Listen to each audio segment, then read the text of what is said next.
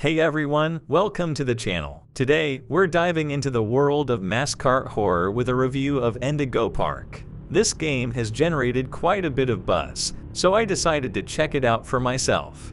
Let's take an in-depth look at what this game has to offer and where it falls short. First off, I have to say, a theme park is a fantastic location for a horror game.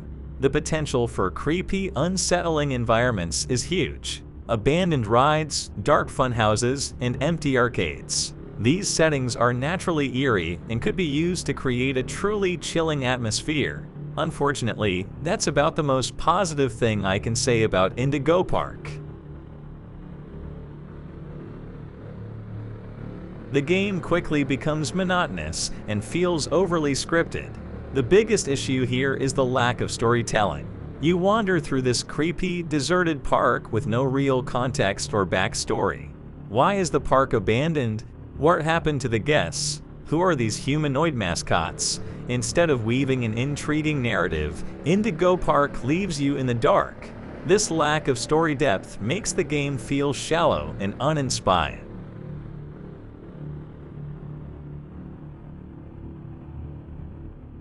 One of the most frustrating aspects is the gameplay, especially during the chase sequences. The final chase is supposed to be a climactic, adrenaline-pumping experience, but it's marred by terrible mechanics. The jump pads and hitboxes are so poorly designed that you often get flung in the wrong direction or get stuck, breaking the immersion and making the game feel more like a chore than a thrilling adventure.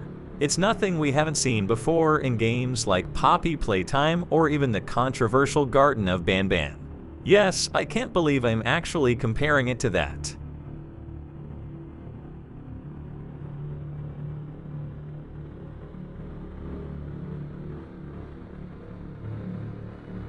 Another major issue is the overabundance of loading screens and the lack of engaging puzzles. Most of the gameplay consists of walking from point A to point B, occasionally interacting with objects, and dealing with the occasional jump scare. The loading screens are frequent and disruptive, taking you out of the experience repeatedly. The puzzles that are present are extremely basic and don't offer much of a challenge or sense of accomplishment. The game ends abruptly too, leaving you with a feeling of dissatisfaction.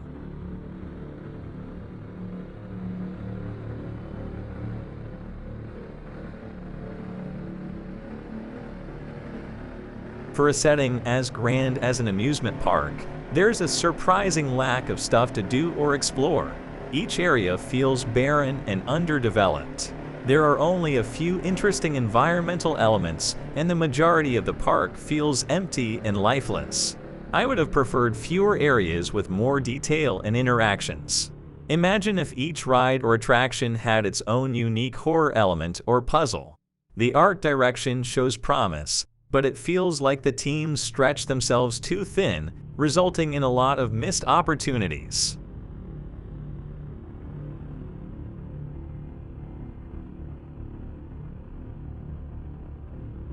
The scares in Indigo Park didn't really hit for me.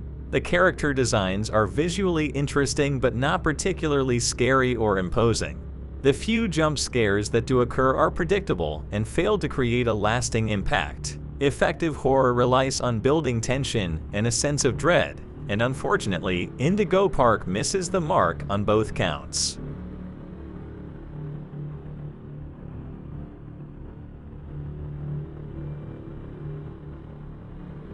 Many reviews have pointed out bad frame rates and crashes, and sadly, I encountered these issues too. Frequent frame drops and occasional crashes can make the game frustrating to play.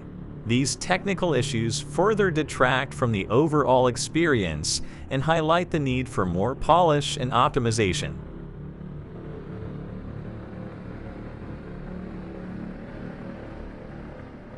So, to wrap up, A. The game is very short and feels incomplete. B.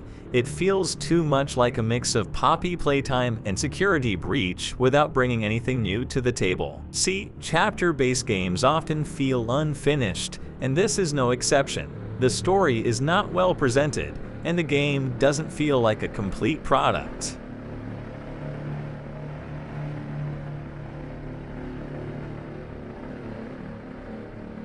I don't want to hate on Indigo Park.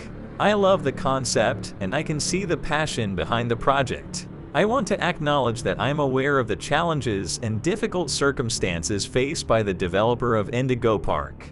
However, these challenges do not justify the game's shortcomings or influence my opinion of its quality.